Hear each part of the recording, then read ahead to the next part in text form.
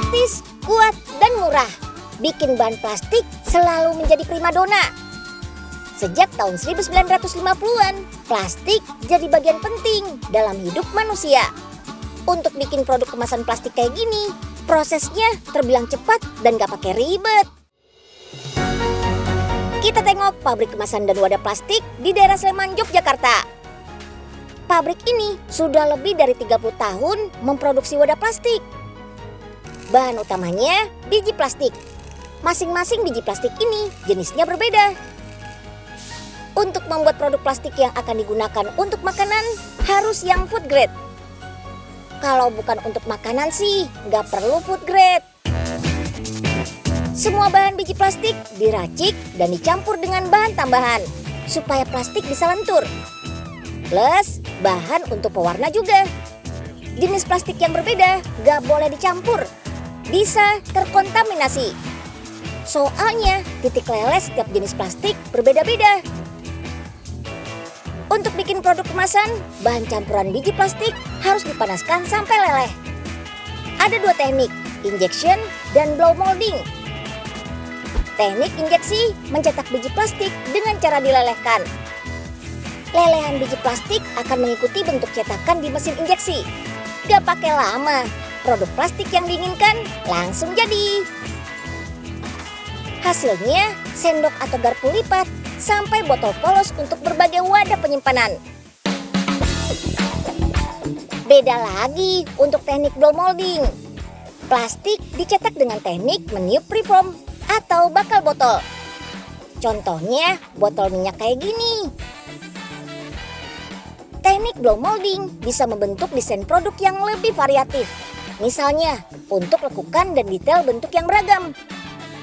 Untuk menghasilkan produk plastik berkualitas, harus diuji dari sampel yang diambil secara acak. Uji kekuatan, cek. Uji berat, cek. Sampai saat ini, plastik masih jadi wadah yang paling populer karena praktis dan ringan. Tapi harus bijak dalam memilih wadah plastik, terutama untuk makanan. Walaupun sama-sama disebut plastik, jenis dan bahan proses pembuatannya berbeda. Wadah plastik tidak bisa dikenali hanya dengan melihat warna dan bentuknya saja. Lihat bagian bawah kemasan untuk menengok kode daur ulang yang disebut Resin Identification Code. Kode di bawah kemasan plastik sudah disetujui oleh International Organization for Standardization. Kemasan plastik yang aman untuk makanan dan minuman ditandai tanda simbol gelas garpu seperti ini. Angka di bawah plastik punya arti berbeda. Angka-angka jadi salah satu tanda apakah kemasan plastik bisa dipakai berulang atau tidak. Kode angka 1, angka 3, dan angka 6 sangat tidak dianjurkan digunakan berulang.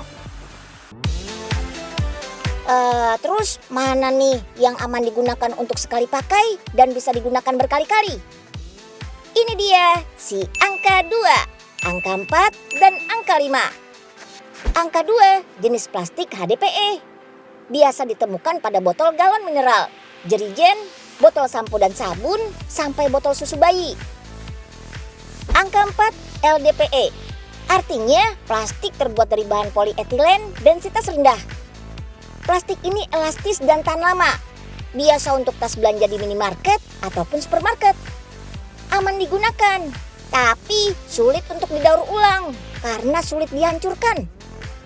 Angka 5 jenis plastik PP, sebutannya untuk bahan plastik polipropilen. Botol dan wadah lainnya yang memiliki kode ini merupakan jenis pilihan plastik terbaik untuk minuman dan makanan. Plastik polipropilen tangguh, ringan, dan tahan panas. Kode angka 5 dianggap aman untuk digunakan kembali dan sangat mudah didaur ulang.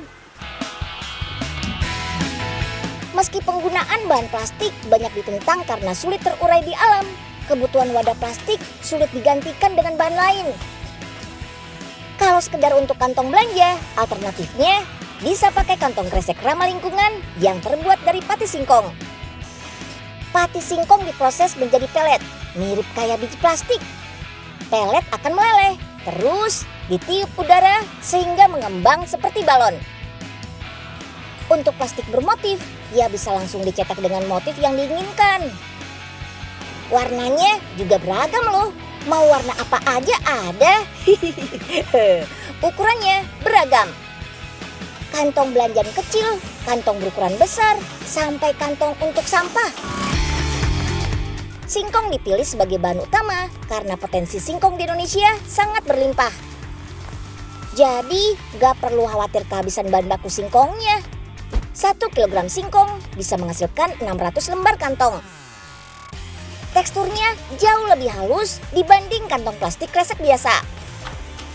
Kita buktiin kalau kantong nabati ini benar-benar ramah lingkungan.